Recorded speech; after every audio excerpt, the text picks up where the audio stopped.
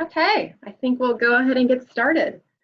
I'm Jennifer Lucas. I'm with the Central Coast Office of the State Council on Developmental Disabilities.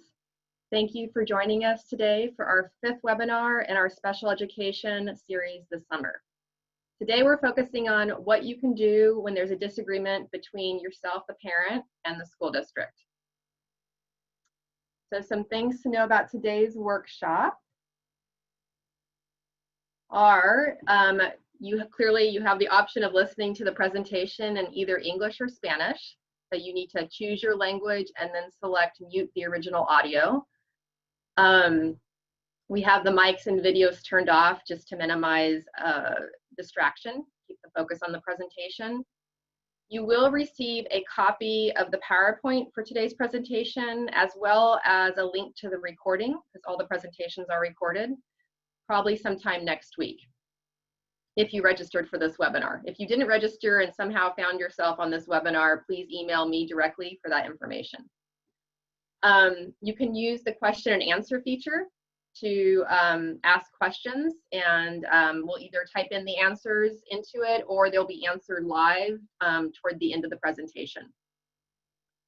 And if we can't get to all your questions today for some reason, then we have our contact information on the last slide of the presentation, and you're free to reach out to any of us, and by that means too. Okay, so what is the State Council on Developmental Disabilities?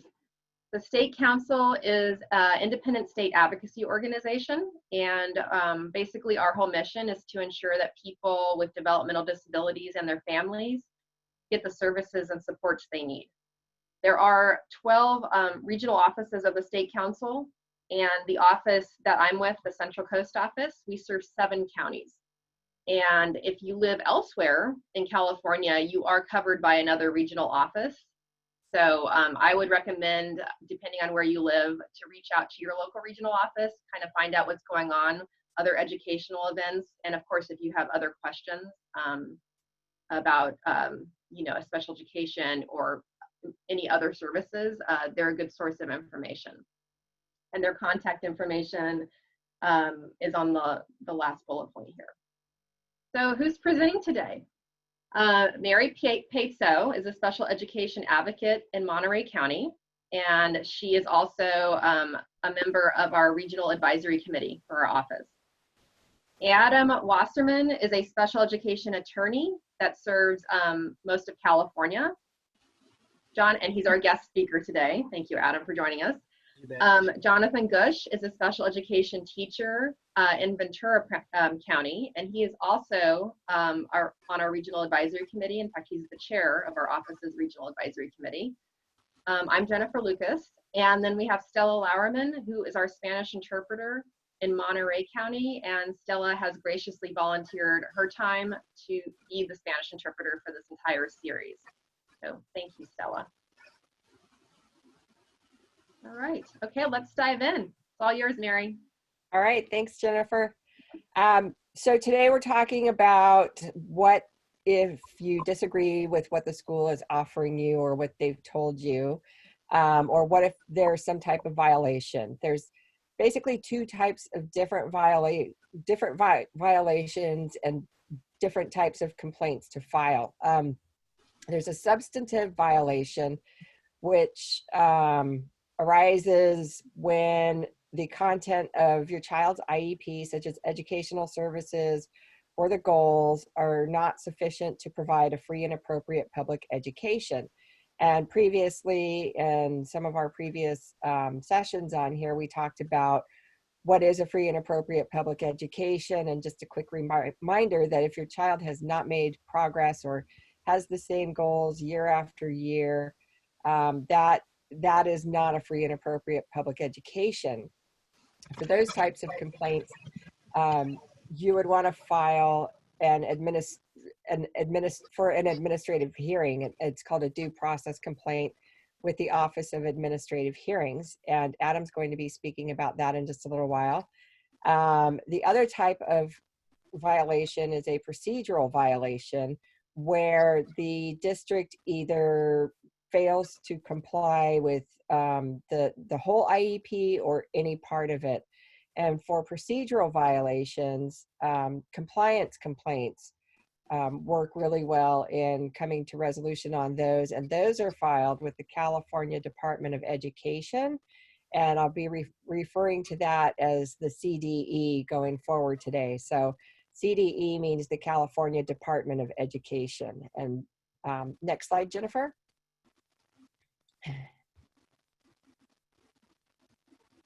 And compliance complaints are usually filed if a district does not provide service minutes in the student's IEP for any service that is written in the IEP. It could be resource class, speech, OT, physical therapy, any service that's written in there that is not provided.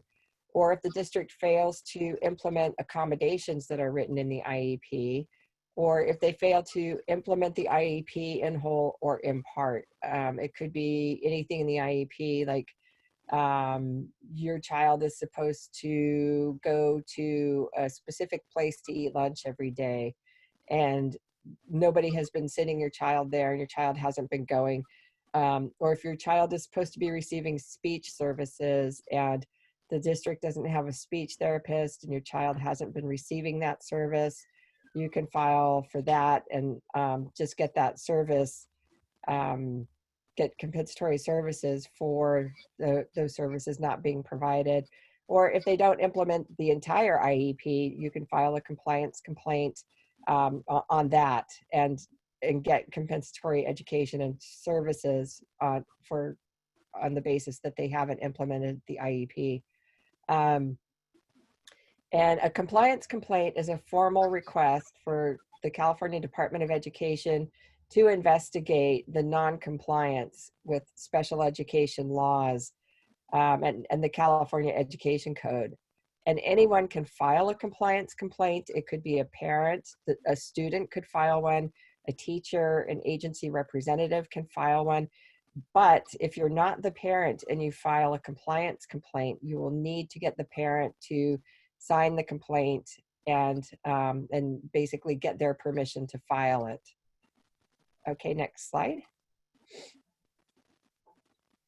And what is a compliance complaint? It is a written document that includes the statements that the school district violated special education law within 1 year before the complaint is filed. So there's a 1-year deadline to file a compliance complaint. So if you know that they're not being compliant with your child's IEP, it's better to file the complaint as soon as possible and don't wait, because there's a strict 1-year deadline. And you're going to include in the complaint the facts on which the allegations are made that they're not in compliance with your child's IEP, and any documentation that you have that supports those facts. And again, we talked about documentation previously in these webinar sessions, and this is another reason why it's important to have documentation. You can include emails, you can include letters, you can include anything that you have that supports the statements that you're making that the district is not in compliance with your child's IEP. You will need to sign it, even if you're only the complainant and not the parent. Both parties need to sign it. And you'll need to put your contact information on there as well as the parents if you're filing for somebody else. And you also need to put the child's name, address, and the school if you're alleging violations that are child specific, which typically you are when you file a compliance complaint, but not always. And you'll need to put proposed resolutions on there. Like, for example, if your child didn't get the speech minutes that he or she needed, the proposed resolution would be compensatory speech services to make up for the services that were missed. And again, those are not going to be minute for minute. The Department of Education will tell you how much time you'll get for that. When I file compliance complaints, I always ask for staff training on, again, the speech scenario. If your child didn't get speech minutes, on district staff training for district personnel to know the the California Education Code and what they're supposed to provide, and also what they can provide. I mean, if they still don't have a speech therapist in the district, you can request that a private provider provide those speech therapy services to your child in the compliance complaint, at district expense, because the district doesn't have anybody to provide that service. And the district has the ability to contract out with private providers to provide those services. You can ask for that in the compliance complaint. I also always ask for monitoring for a period of no less than 2 years by the California Department of Education, so that the California Department of Education can monitor the district to make sure that they remain in compliance once they become in compliance. There's a link on this slide for a model complaint form. That is a form that's provided by the California Department of Education, and it basically asks you all the information that they need to invest the compliance complaint. And you'll also need to attach a copy of your child's IEP so that they can see what services your child should be getting. And then the complaint is filed with the California Department of Education. You can either mail it in, there's an address on the complaint form, or you can email it in, which is nice because they respond pretty quickly once they get it via mail or email, but they get it faster via email. And then I was going to mention something else and it just slipped my mind. Oh, the other thing I was going to say is they don't give you a lot of space to write or type in information on the form provided by the CDE. A lot of times what I'll do is I'll just type up my own attachment, and then I'll write on their form C attachment to this form and submit that, because then I can put as much information as I need to in there, and the more information, the better. Next slide, please.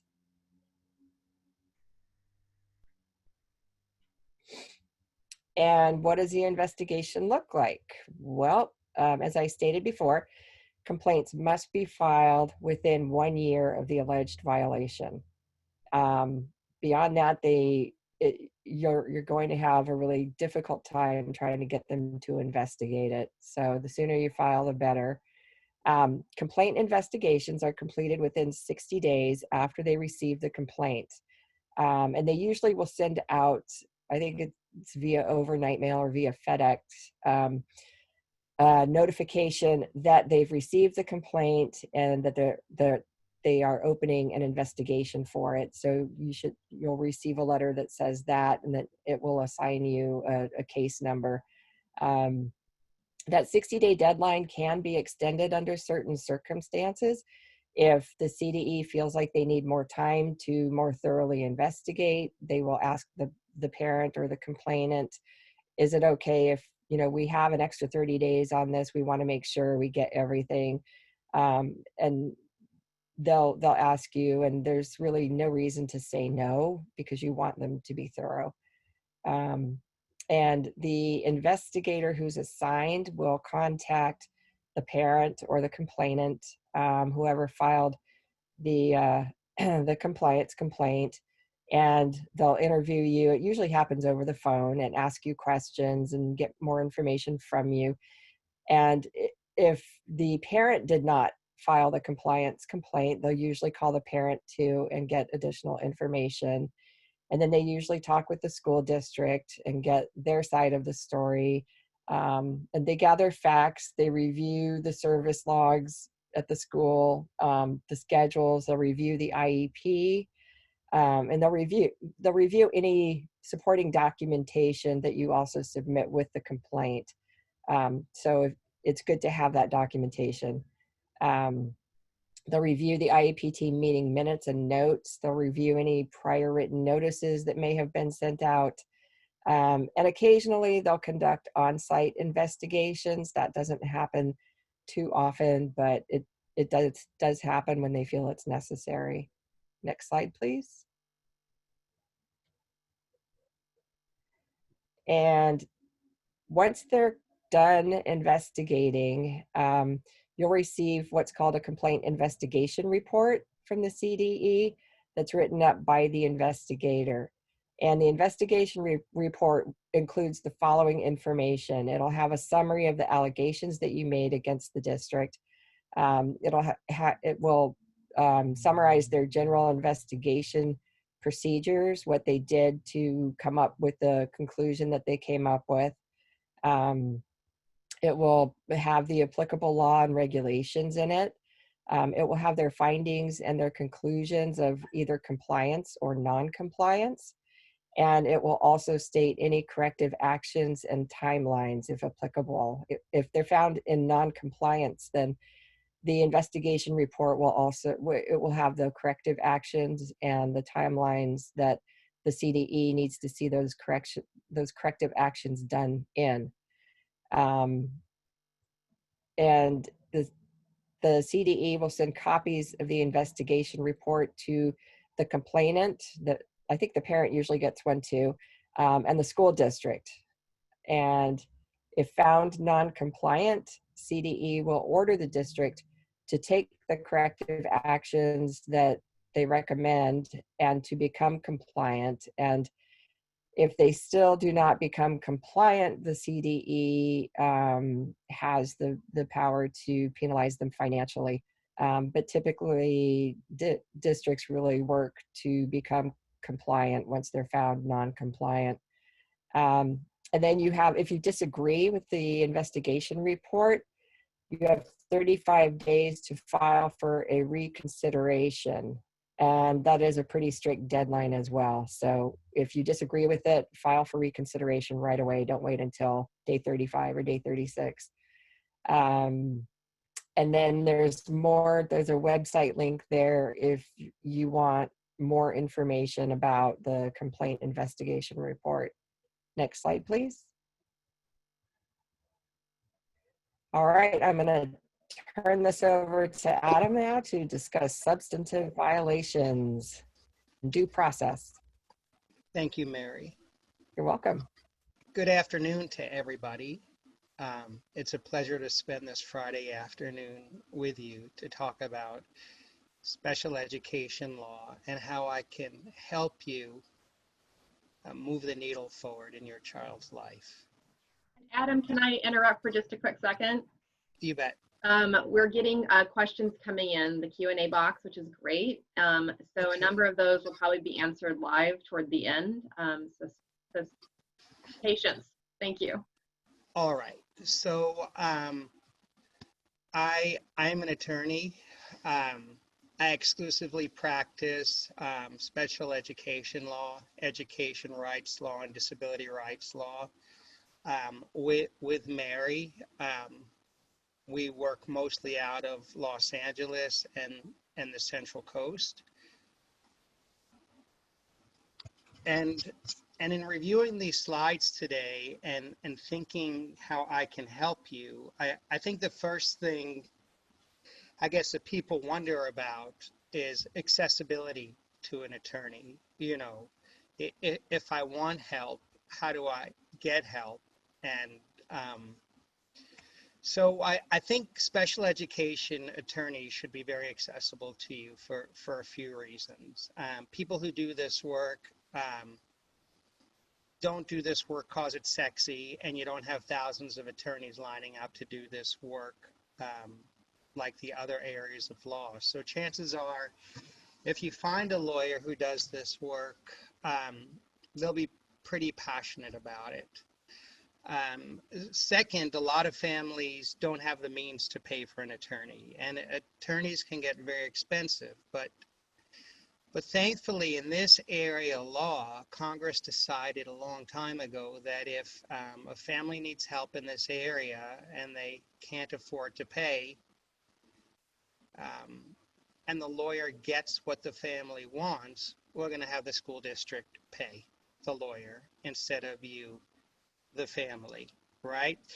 So you may want to go at this alone, but if you don't want to go it alone, there's a good chance you can get help, right? So I just wanted to make that clear. Most of the lawyers who work in this space are in public interest law, meaning we have a vested interest in making education better for children with disabilities. All right, so what we're up to now is filing a due process complaint and what that's going to mean and what that represents for you. So in order for your issue with your child's education to have legal merit, legal standing, something that gives you the ability to move forward to seek a resolution, you have to have a procedural violation of the law and a substantive violation of the law, right? And so the best example I can give you is a procedural violation. Maybe they didn't have a general education teacher at the IEP meeting, right? And so on its face, not having that general education teacher there is a violation of special education law, both federal and state. So that's the first question you have to ask. And then you have to ask the second question, did it really matter? Did it really make a difference that that person wasn't there? Did it affect your child's education? Did it affect the outcome of the IEP? And if the answer is no, it didn't, then you only have a procedural violation. But if it did affect the outcome of the IEP or your child's education, then you have a procedural and a substantive violation. And that gives you the right to move forward with a due process complaint. Now, the second point is, how sophisticated does your complaint have to be if you're going to file a due process complaint? When a family represents themselves without counsel, in my experience, the Office of Administrative Hearings holds you to a different standard than if you're represented by counsel. They're going to give you help, they're going to give you guidance, and they're going to be somewhat flexible with the protocol and rules. So if you are going to file by yourself and you can clearly state the issues, you're not going to be isolated. You're going to get assistance. But the school district will always have an attorney representing them if you file a complaint.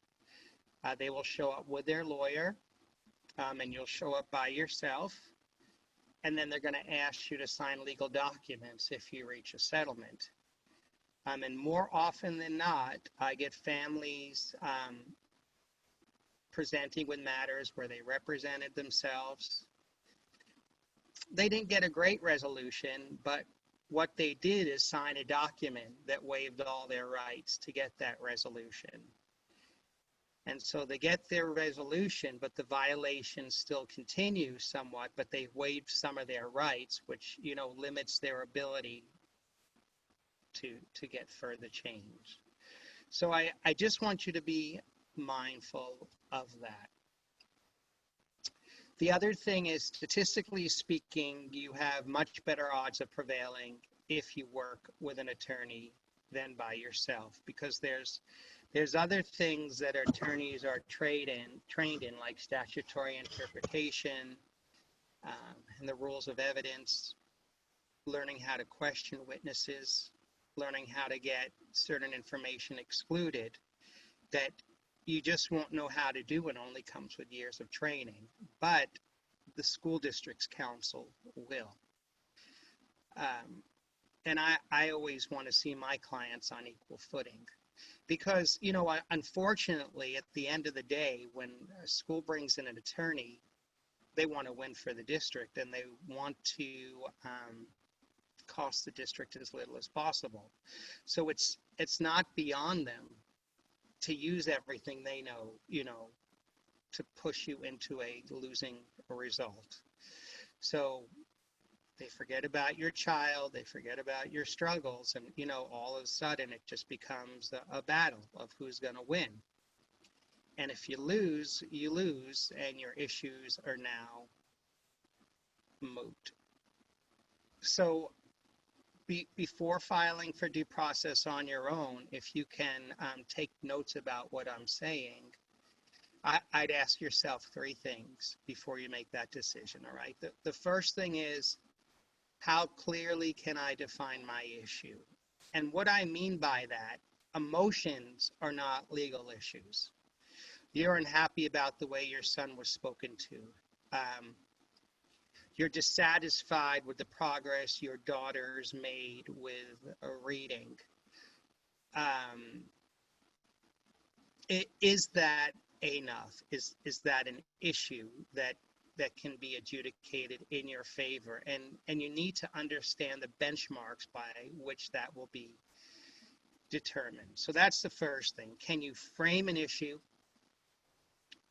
Do you have the supporting information to support your claim? So, and it may be as simple as, your child's in 8th grade, let's say, and you just know their reading is not getting better.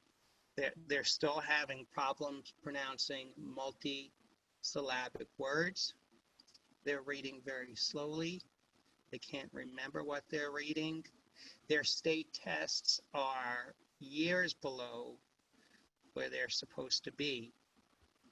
How do you plead that? How do you file a complaint? It's very simple.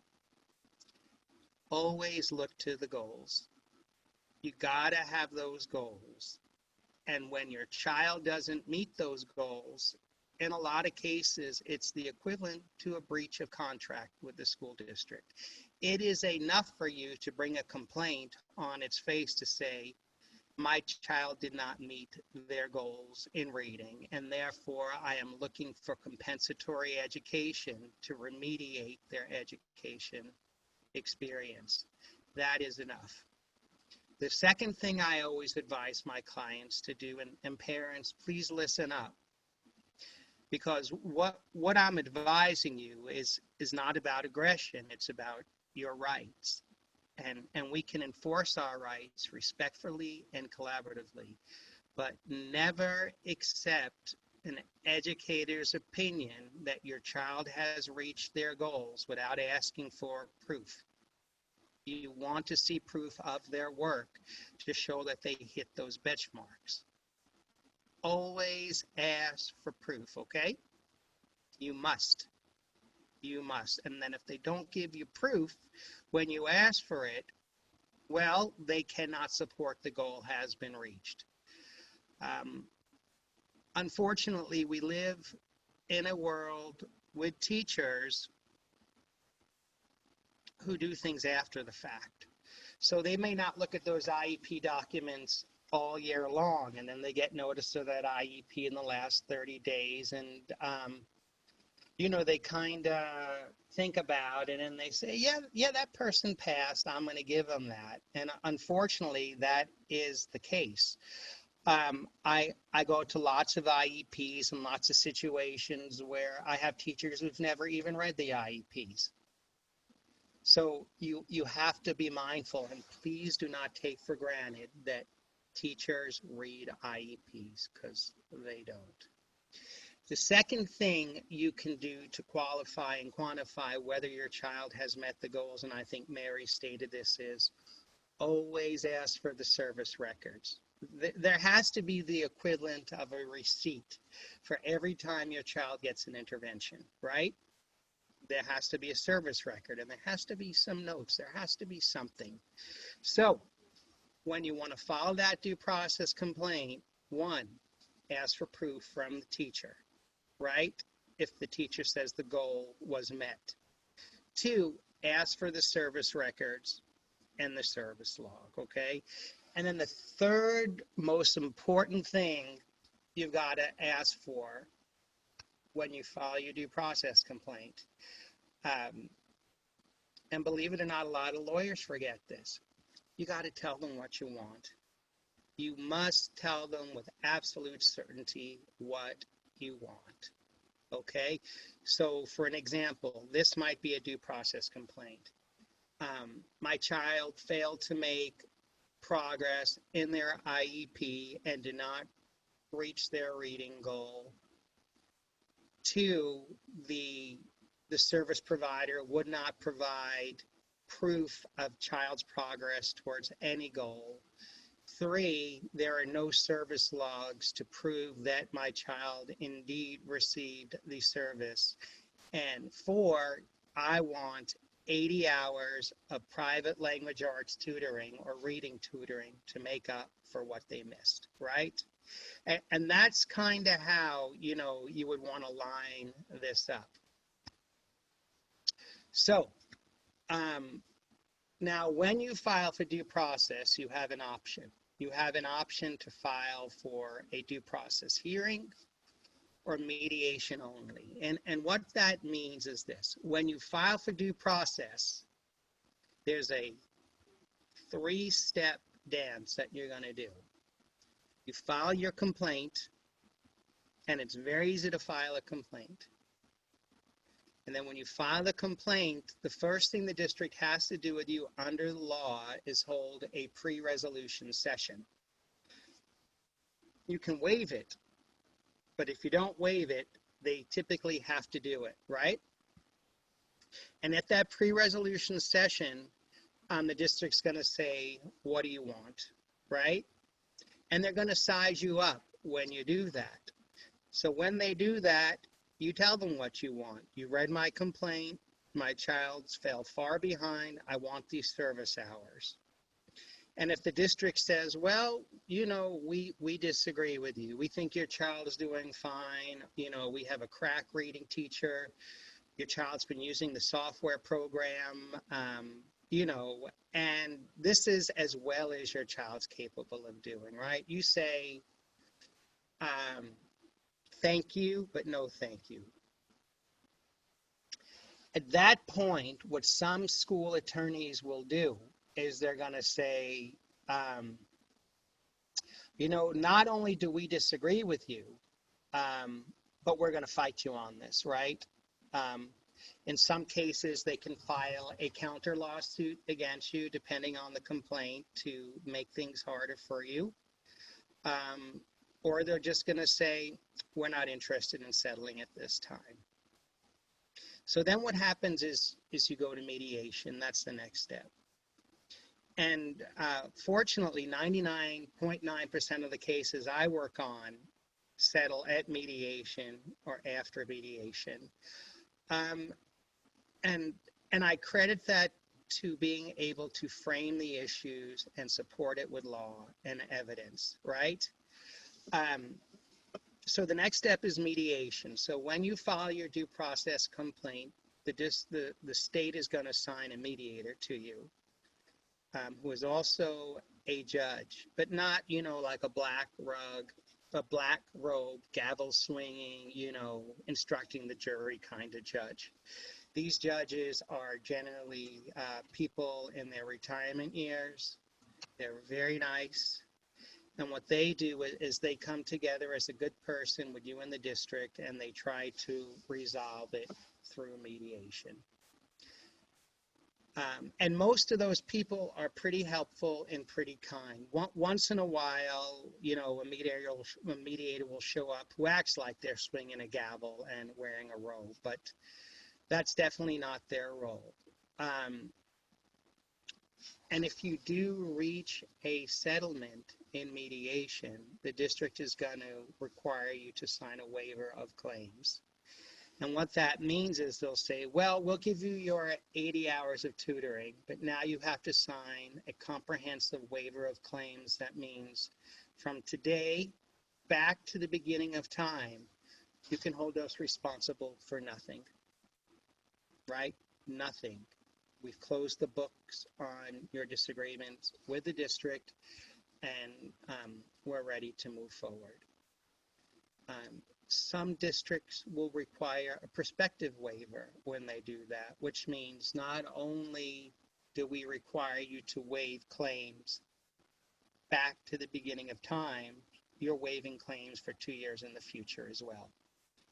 I never recommend that, because in a lot of instances you do get that and the district just goes out and starts misbehaving themselves again.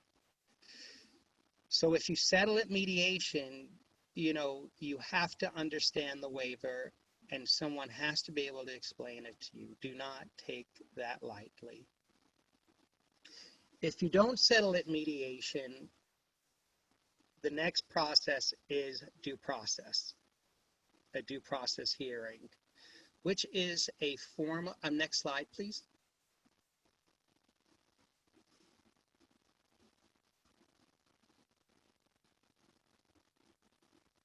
Next slide.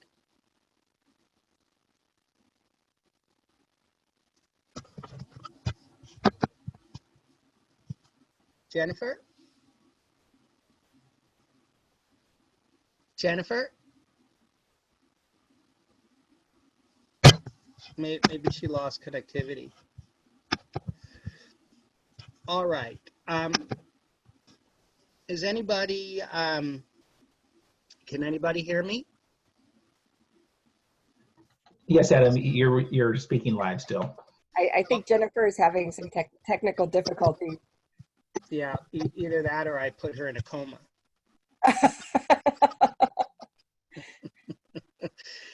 So, all right. This is a perfect example of nonverbal communication that we can look at. Yeah, all right. So that's okay. So this is what we've talked about, just to recap to the audience. So we talked about filing a complaint and that a complaint needs to iterate a procedural and a substantive violation in order for you to have a chance at prevailing. And then I explain examples of what procedural and substantive violations are, right? And then I talked about types of proof you can use, asking the teachers for examples of your child's work and asking for the service logs to support that your child actually received the services. And then I gave a verbal description of what some language might look like if you have to draft up a complaint. And then I made absolutely sure I told you, you have to tell them what you want, right? I don't know if you know the expression, you cannot hit a target that you cannot see. You have to lay out your target and you always have to plan to hit a bullseye on that target. Then we talked about what happens after you file your complaint with a resolution session. And we talked about what happens if the resolution session is unsuccessful, you'll go to mediation. And I talked about that if your claims have merit, you have a good chance of settling it at mediation, but they're going to ask you to sign a waiver to get what you want. And it's very important you understand the ramifications of that waiver. All right? And I'll say it again, do not be afraid to ask for help. People in this area do this work because they love it, because they have a extraordinary personal connection to it. So always reach out and ask for help, okay? Now, the next thing is, if you do not settle at mediation, what are your options? Well, the next option is a due process hearing, right? So a due process hearing is an evidentiary hearing of law that will make an ultimate decision regarding your issues. Before the hearing, you will have what's called a pre-hearing conference with the judge who is going to be adjudicating your matter. And they're going to ask you to put together a pre-hearing conference statement and submit it to them by a certain date. What that pre-hearing conference statement is comprised of is a list of all your witnesses, and I recommend you list as many people as possible in case you think of things later on that you don't think of now. And you can have anybody come who's related to your child's education at school or outside of school. A lot of families, they hire expert witnesses when it comes to going to a due process hearing, because they want to have their own witnesses rebut what the school is saying and to support their case.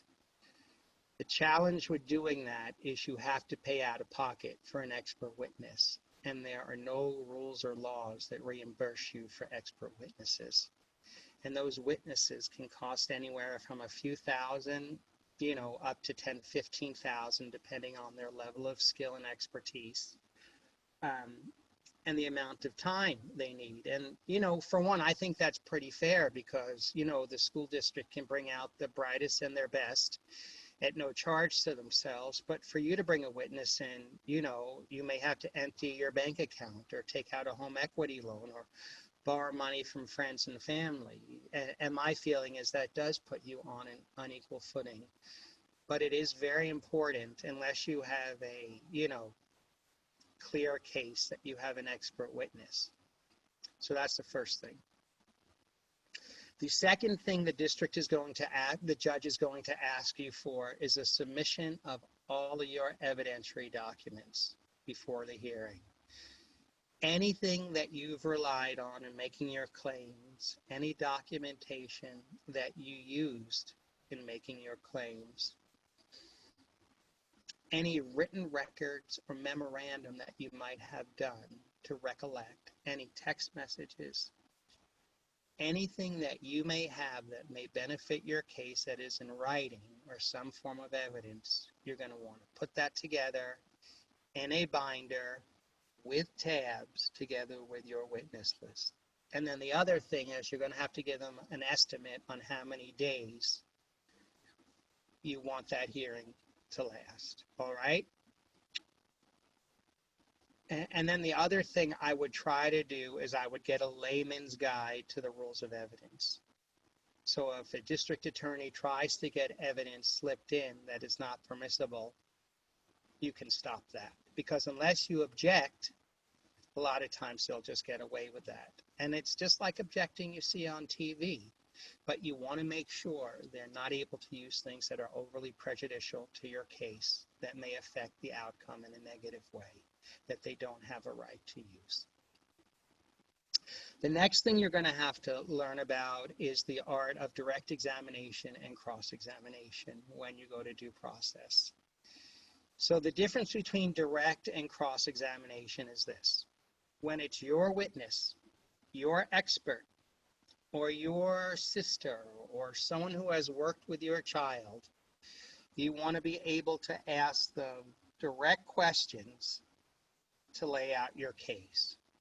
So let's say my son's grandmother has been helping him with reading for the last 3 years, and she has firsthand knowledge. This would be direct examination. Grandma, do you live in the home with the family? Yes, I do. Grandma, do you have a teaching credential? Oh, yes, I was a teacher for 35 years in Stanislaus. Grandma, do you have a special education credential? I certainly do. I'm retired, but I help lots of children. So what you're doing is you're developing a meaningful, non-hostile discussion that lays out what grandmother's doing. And then, Grandma, have you spent time tutoring Abigail for reading over the last 3 years? Yes. How frequent have you done it, Grandma? Oh, we spend about 3.5 hours a day. Grandma, what grade is Abigail in? Oh, she's in 8th grade. And Grandma, in your opinion, what is her reading level? Oh, she reads like a 3rd grader. Grandma, have you seen her make improvement in the last 2 years? No. Her,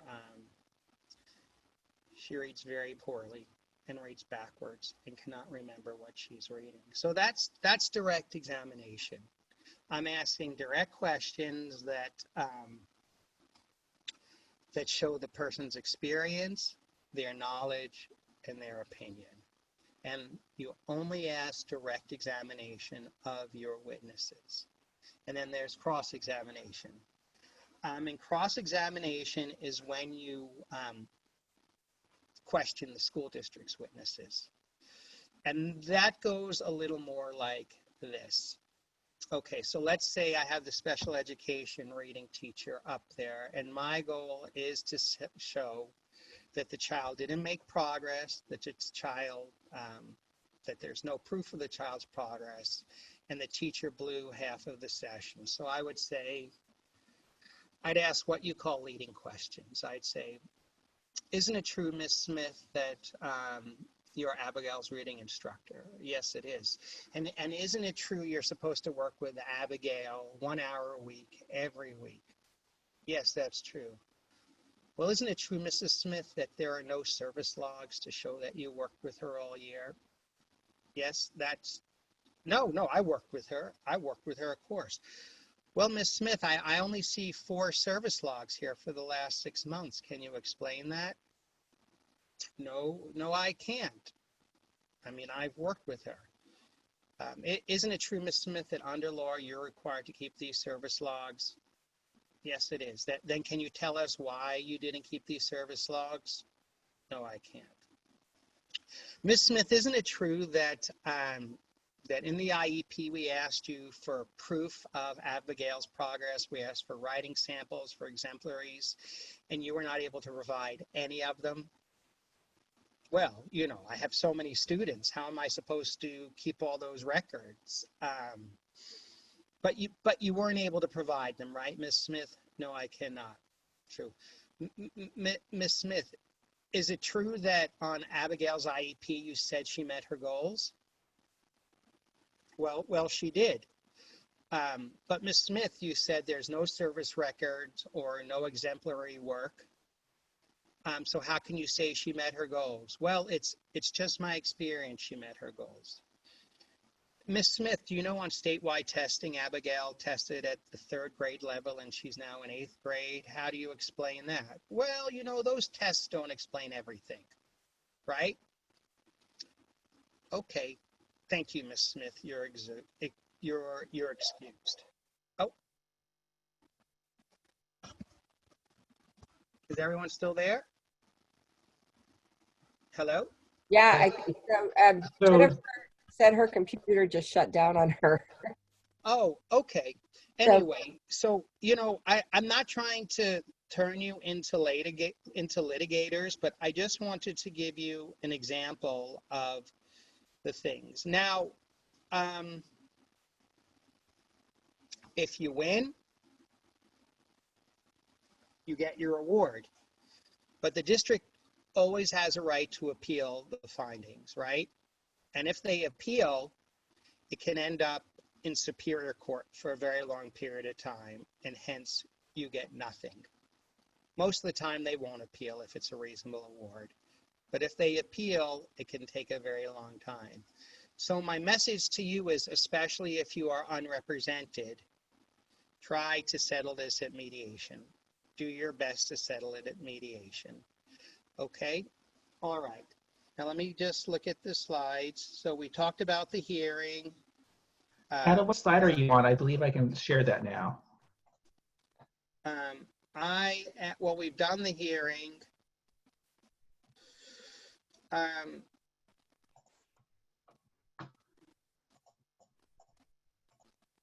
I believe we're up to you, Jonathan. Advocacy tips. 17. Okay, let me present that. I could go over that, Jonathan, if you want me to.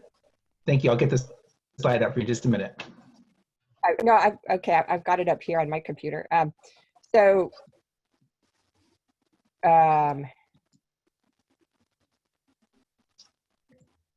Okay, thanks, Jonathan. For advocacy tips, I just had it. Okay.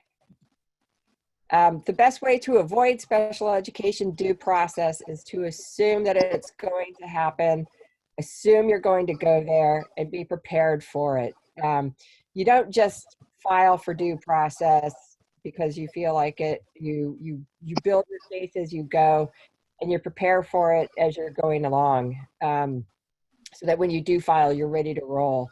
You need documentation. You need to have everything in writing. If it's not in writing, it didn't happen. You need to have your concerns, your requests, assessments, IEP meetings, and everything that you disagree with in writing. And you need to have documentation of it. And you want to be collaborative at IEP meetings. You ask questions, you participate. You ask questions that help gather information regarding what your claims are and how you're going to prove them. Be focused and logical on the issues, and be soft on the people. Be polite, be respectful. Don't come in screaming at people and accusing them of things that gets you nowhere. You need to focus on the issues and focus on proving the issues. The letter to a stranger from rightslaw.com is a great way to document your concerns and what you disagree with, and anything that you ask for that they say no to. You want to pretend like every communication that you send to the school is going to be read by a stranger at a due process hearing. So you want to be polite, you want to stick to the facts and take the emotion out of it. You need to be organized. Maintain a binder where you keep all of your child's IEPs, evaluations, assessments, report cards, everything on your child. Keep it organized, whatever works for you. I like to put things in chronological order, starting with the oldest first and the most recent last, but it's up to you, whatever works for you. There's some tips and video on creating a special education binder. There's a link to an understood.org site that you can watch to help you put together your own binder. There's a lot of other good information at understood.org as well.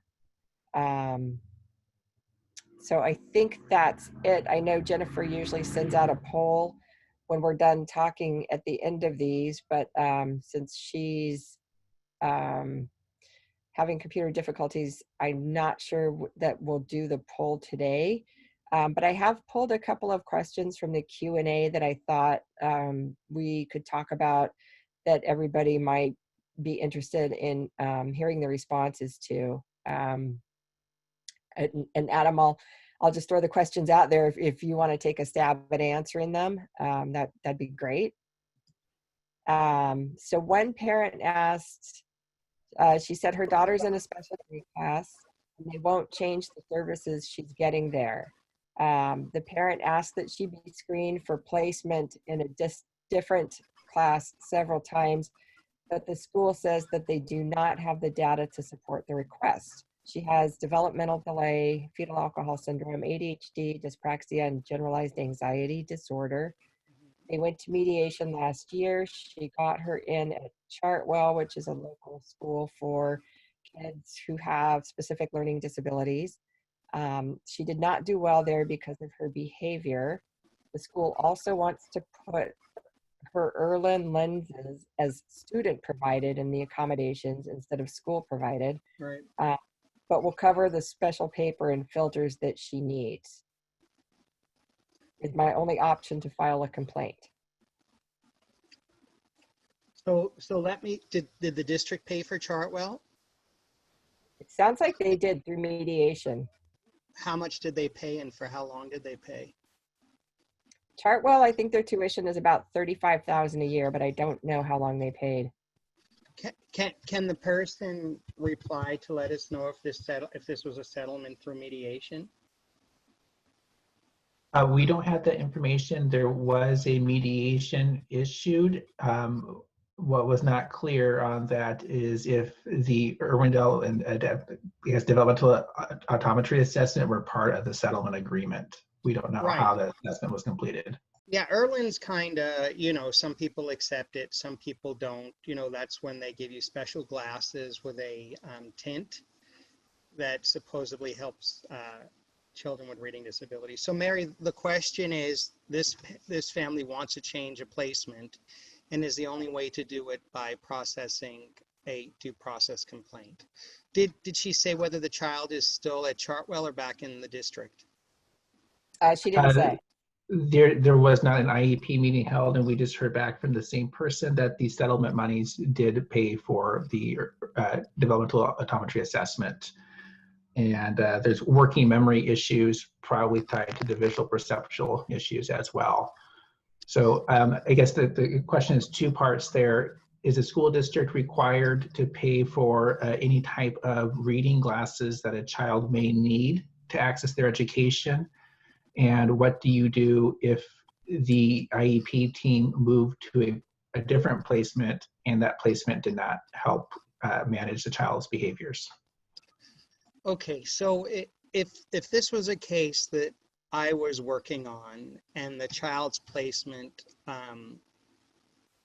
was not correct, and the child's placement is based on an evaluation. So let's say scenario one, this placement is based on an evaluation that the district did, right? And that evaluation was done in, you know, relatively recently in the last 1 to 2 years.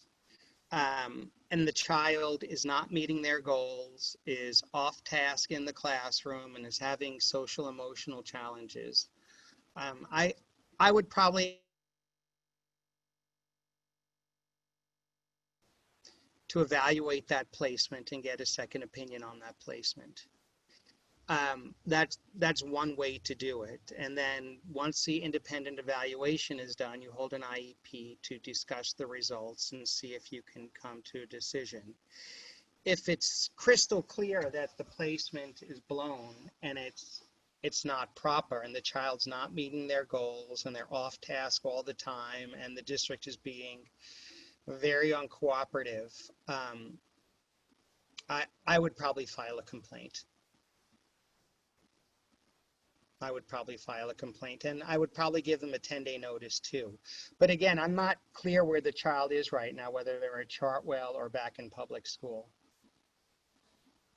But even given COVID, it's all up in the air.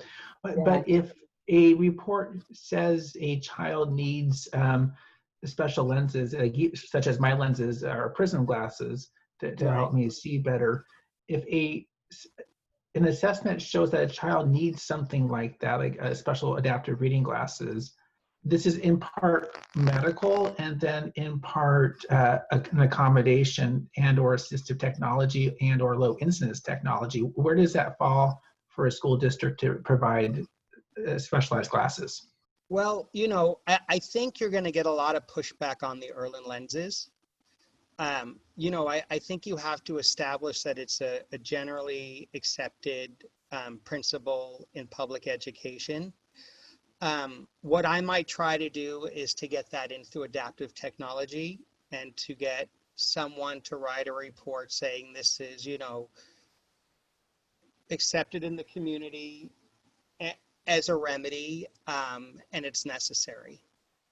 Glasses, you know, I mean, and there's other ways to get glasses paid for, right? Through a regional center, possibly for a child with a developmental disability, possibly through the Department of Rehabilitation. But you know, Erlen, like I said, it is, you know, it's one of those borderline things. I know a doctor here in Los Angeles that uses insurance to pay for Erlen lenses, by the way. And his name is Dr. Kim Barrus, B-A-R-R-U-S, and he's in Agora Hills, California. And he's able to get a lot of insurance companies to cover the cost of those glasses because, you know, the whole thing can be between $3,000 and $6,000. The other way that you can possibly get them paid for is if you do sue and due process and you do prevail in a mediation, you get the district to agree to allow some of your compensatory education fund be used for those glasses. Okay. And we have a couple other questions here, Adam. One is, my daughter has regressed in math and reading skills and behavior management, and her physical health has regressed. She's gained weight and lost coordination skills. We are now paying, where did it go? I just answered it. You have to go to the answered questions. okay. Sorry, Mary. I just thought it was a good question. There it is. We're now is it up at the top or down at the bottom? Is this from Leisha? No, this is from somebody else. Okay, we're now paying close to $120 a week for tutoring, $100 a week for physical training, $150 per week for private speech therapy. Do we have the hope of having the school cover these costs since the screen-based learning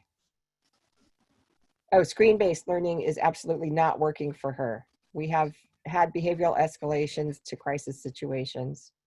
Well, look, you know, this comes up a lot. A lot of parents shell out a lot of money for tutoring. And the question is, should that be reimbursable? And again, we have to look to the goals and we have to look towards the evaluation. If your child is not reaching their goals and making progress towards their goals, in fact, they're going backwards, it is the district's obligation to provide them with a FAPE, a free and appropriate public education. And if they're not doing it and you're paying for it, I think you have a pretty good case to ask for reimbursement. In terms of the pandemic and being stuck at home online with all these things, the rules have not changed. So if your child is regressing and not making progress and not meeting their goals and the district isn't fulfilling their end of the bargain, again, I would pursue that. And we pursue cases like that all the time. So I haven't been able to look at your evaluations and your IEPs, but based on what you're telling me, it sounds reasonable. The only thing I would do is I would write the school every week, we are paying for this service. Okay, this is your job. Why are we paying for it? And I would just create that document trail to make sure they have notice of it. Or write, you know, an even more compelling email is, my daughter needs these services. I am pleading with you again to provide them. If you don't provide them, I'm going to pay for them myself and ask you to reimburse them. And that is airtight. So if you keep sending those and you get no reply, you know, you're heightening your chances of getting reimbursed. Okay, thanks. And then there was one other question that I think is very timely and that probably a lot of parents are having right now. There's somebody who asked earlier, there have been significant inconsistencies since the start of COVID-19 shutdowns. 6 weeks of no services after a lot of complaining. The student received teletherapy of only speech. There was no OT, no assisted adapted PE, no inclusion, no behavioral support. The student had a one-on-one aid with a behavior intervention plan. And instead of getting 120 minutes of speech, only 60 minutes was offered. And the academic support was only worksheets and poorly organized 25-minute group sessions for 15 to 20 kids, which her child did not respond to at all. As a result, skills regressed. What are the options? So I think, you know, because there's going to be all kinds of opinions about providing services during the pandemic, right? You got to be reasonable. You got to wait a little while. You know, we're just getting this right. And I wouldn't make it about the pandemic. I would make it about the goals. You always have to go back to that essential question, right? And what's that essential question? Is my child making reasonable progress? Is my child making progress towards the goals? And if the answer is no, then let the school defend it. Let them say why. Don't do their thinking for them and don't give them excuses. You know, I tell my clients this: you have a window with access to public education and the resources that they have. Do not excuse it away. You know, I tell my clients this too. A lot of my clients are like, you know, I don't want to bring a lawyer. I don't want to complain. These people are so nice to me. I'm afraid they're going to retaliate. But the truth is the opposite. If your child has needs and they're ignored, the kinder and nicer you are to the people who are ignoring your child, the more slack you're going to give them and the less you're going to get. I'm a lawyer. You may have a profession in the audience. There are doctors.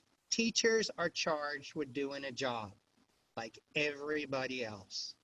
And, you know, families start thinking outside the box about that teacher, about their other needs, and about how hard it is for a teacher, and what a teacher needs, and what a teacher doesn't get. But I say to you, in no uncertain terms, a doctor takes your blood pressure, listens to your heart rate, right? Looks in your eyes, looks at your throat, does all those other things they're required to do. And the teacher, especially a special education teacher, has the same obligations. Do not excuse it and do not make excuses for it, right? If you can remember, one thing that I tell you from this webinar is do not excuse them ignoring your child's needs. Ever, no matter how hard they push back on you, no matter how much they blame you, no matter how much they make you think it's out of their control or they don't have the resources for it. If the goal is written, then the goal is the law. And if your child does not make progress towards that goal or goes backwards, they have to find a way to fix it with you. It's that simple. Thanks, Adam. You bet. And we've got another question here. It says, my son has a behavioral aid. No, the parent is requesting a behavioral aid, but the school said he's not failing his grades, so they won't give him one according to the IEP administrator. The parent says, my son is smart, but I know he's struggling. I've been doing a lot of tutoring with him, but the problem is behavior. He has a hard time focusing, and he's not wanting to do any non-preferred activities. What can she do? All right.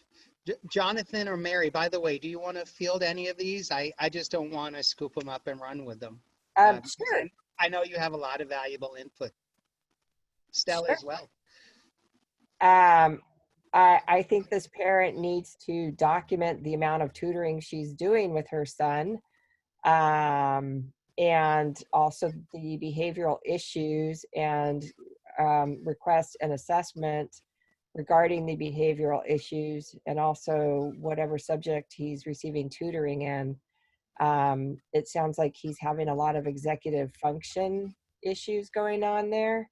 And that maybe he needs some positive motivation to do non-preferred activities, which can be achieved through doing a rewards chart. I don't know how old the son is, but definitely the school should be helping out with that off-task behavior.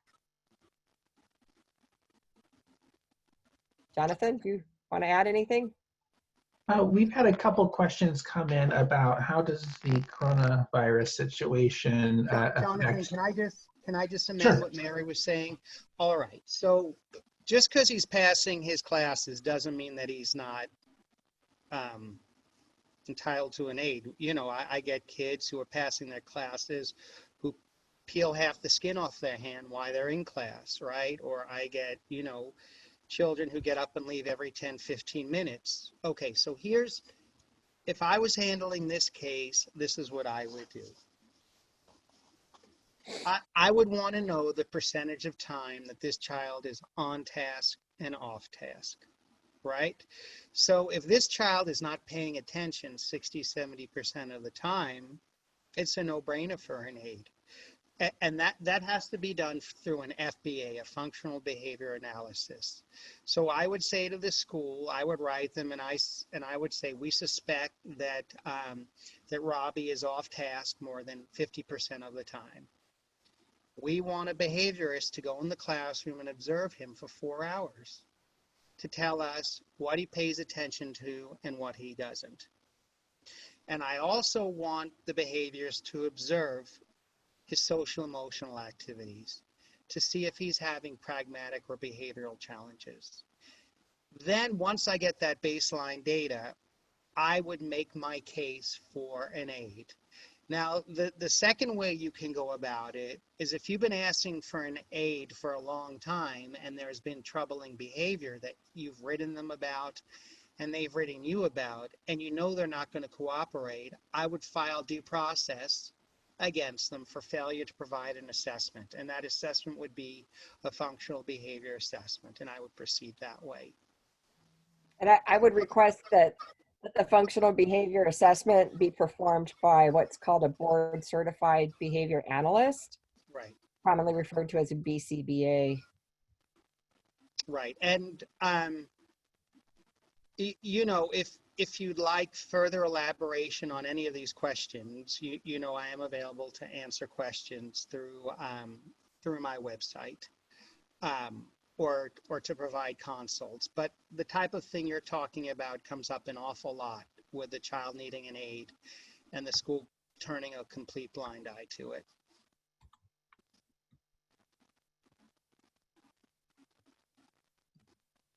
Jonathan, you were saying we had some other questions? Yes, so we have a few questions coming in about the whole COVID-19 situation. Right. And surprisingly enough, Betsy DeVos of the Trump administration did not issue any waivers, I believe it was about a month ago, maybe a little bit longer, to IDEA and special education law. So that means everything that we've been sharing with you for the past few webinars is still in full force. We've been very deliberate in our scope and sequence here to build up from the assessment process to assessments that drive goals, goals that drive accommodations and services and placement, to provide those accommodations and education to help your children meet those goals.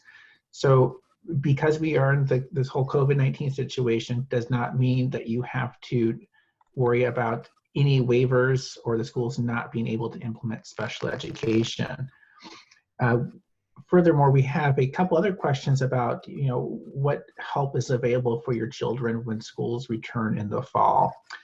The governor has ordered that school districts plan for meaningful educational opportunities in his language. And of course, students are expected to make meaningful progress under special ed law. So do take the time to reach out to your IEP team, request a meeting in writing. I'm still following the news and all the updates of what's coming, so we don't have all of the answers yet. I've also had several questions come in about missing goals. And truly, the only way we can see if services are working is if there are goals written. So if your child has a one-on-one aid, there should be a goal written for behavior, augmentative communication, or whatever that aid is there to help your child with. It could be health and toileting. It could be adaptive skills, help with behavior, help with mainstreaming. There's no way to judge if a child still needs an aid unless there's a goal written. Those goals should also be driven by the one-to-one aid assessment. We had another question come in about a child that uses an augmentative communication device. Same thing, that is a communicative need. So your child has to have a goal for speech and language to communicate using their device. Typically, a child will move up to more and more complicated communication devices, slowly moving from one word or maybe one phrase buttons like I want to being able to compose longer and longer sentences with nouns, verbs, and objects, maybe even prepositions. So do expect your child to be able to communicate better and making more progress through the communicative device needs. And again, there even should be an assessment for that as well. Jonathan, I just want to say there's no reason in today's day and age that your child should be stuck with a PEC deck for learning how to talk to other people. Absolutely. The communication technology is inexpensive, it's widespread, it's proven for people with paralyzation issues. They have fantastic devices that go on the head, the eyes, the mouth, the lips. So do not settle for a PEC communication device when your child could be developing so many more meaningful relationships with other people. Right. And one thing that I want to mention too is that uh, I typically see in students who have communication issues or who are nonverbal or slightly verbal and have no way to communicate because nobody has worked with them on an AAC device or with anything else to teach them any sort of communication method. I see a lot of behavioral issues in those students because they're trying to communicate and they can't. Absolutely, Mary, and I just want to expand on that too. So when I see these parents asking about behavioral needs of the student, an FBA doesn't necessarily address all the causes of the behavior. So going in, looking at those communicative needs, an FBA and a language assessment go hand in hand together. Also, a social emotional assessment together kind of paint this trifecta of what are we going to do to put a comprehensive picture together. We have to remember all behavior happens for a reason. It takes a lot of energy to misbehave and act out. So we need to figure out how can we make accessing the world easier? How can we figure out accessing the educational components easier for a child, just so that they feel empowered and they don't have to act out and they can be successful. And don't ever let someone at a school tell you, I know that your child has anxiety or depression, but they're passing their classes, so it's not our problem. Do not let them tell you that. And if your child doesn't want to go to school, we call that school refusal because there's challenges at school. That's their problem too, right? Yep. Absolutely. I have the Dear Colleague letter from 1990 for that. Right, because you were just talking about the social emotional trifecta with the behavior. Mental health is as important a component as anything else. Absolutely. Yeah. We just got another question about students in distance learning meeting their goals. Right. And my experience down here in Ventura and Santa Barbara counties are children not being assessed on their goals for the end of the school year. And the districts basically said, well, we can't assess because we're not here meeting them in person. So truly, yes, we have no indication of progress. Your school district might differ, or maybe even your teacher might differ to get out progress reports. And we'll be checking in next week on that. I'll be sending out some resources for some goals that you might be able to do a quick in-person measure as the parent. But truly, coming into the fall here, you need to request an IEP meeting to discuss where your child is. You have more information as a parent than the school district has right now. So it is going to be a dialogue, and you need to converse with the school to exchange information. And I will not be surprised if many of our students need early assessments for the school district to establish present levels on where they are now. If I may, let me tell you what I call goals. Goals are predictable results. When an IEP team writes a goal, what they are doing, and this comes from the Supreme Court, is they are determining what reasonable progress a child can make in light of their circumstances. And through all their expertise and all their education and all their training and all the good tax dollars we pay those fine people and all the wonderful benefits they get, they are supposed to come up with a goal that in their wisdom can be achieved. It's a predictable result. And when the child doesn't meet that, end of story. You have a right to ask for a means for them to meet that goal. And let me also tell you this. The law of the land is still the law of the land with IEPs, regardless of the pandemic. And you want to know how else you know that? Because if it wasn't, they'd be telling you 1,000 times over, we don't have to do any of this for you. It would be everywhere, but it's not. Your child doesn't get to go through school a second time because there's a pandemic. They just don't, and therefore you have to maximize your opportunity for them. If you can frame the issue, if you can understand the IEP, and you can articulate what they are entitled to, you really can change your child's destiny. I see it all the time, all the time. We just had a question come in about vision therapy, if that's something schools will cover. It's been my experience that yes, schools will cover it after other interventions have been tried. It usually needs an independent educational evaluation as well, but it can be considered a related service if the child needs it to make progress towards their goals. But they're not going to bring it up unless you ask for it. Correct, Right. correct.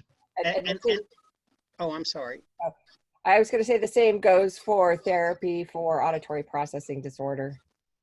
Now here's the other thing. Let's say you ask for vision therapy and they say no. Is that good enough? Is the issue done with? Or is there procedure they have to follow when they reject your request? Or can they just say no to you? Well, the good news is there is procedure they have to follow. They have to give you what's called a prior written notice document, which is a legal document that explains to you in no uncertain terms why your child does not need that service and what they can do instead. And if they don't, then you have a cause of action for due process. So never accept no. When they say no to you at an IEP, you know what you say? You say, I would like my prior written notice on that. Thank you. Right? That's what you do. And The then other thing, I was going to say, if they don't send you prior written notice and they just ignore you, you can file a compliance complaint because they failed to send you prior written notice. Right. Now, I have worked in many districts with very Latino, Hispanic populations. And I have to tell you that the kindness and compassion and patience demonstrated by these families is second to none. But I'd say in a majority of these cases, these families are not provided with the IEP documents in their native language. Mm-hmm. By law, I'm going to say it again, by law, the district has an obligation to provide you with all these documents in your native language, whether it be Armenian, Spanish, French, German, Hungary, Hebrew, because Farsi, yes, implicit in the law is your duty to participate in your child's IEP in a meaningful way. You have to be a part of it. And if you're not, they've broken the law. And if your documents are not in a fashion that you can understand, it's impossible to see it. I mean, I've gone to Latino neighborhoods where I see 400 pages worth of English documents, and then on the signature page in Spanish, it says sign here. And the family sign it because they don't want to question authority. And I'm telling you, you've got to question it. You must question it. The other thing we didn't talk about with your due process case, what I would just like to throw in there is your statute of limitations. And what I mean by that is, how long after a violation occurs do you have a right to file a complaint against a district and receive compensation for it? I wonder if anybody out there knows. The short answer is 2 years. So if you're in 8th grade, you can go back to 6th grade. And if you're in 12th grade, you can go back to 10th grade. There is one exception, though. If the district lied to you or fooled you, right?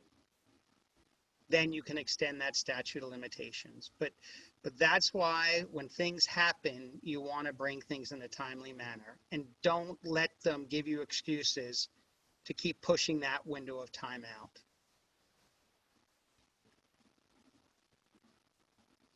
We are just about out of time for today, but join us back here next Friday, and we'll be talking about, I think, some more COVID-19 related items, and a few other things as well.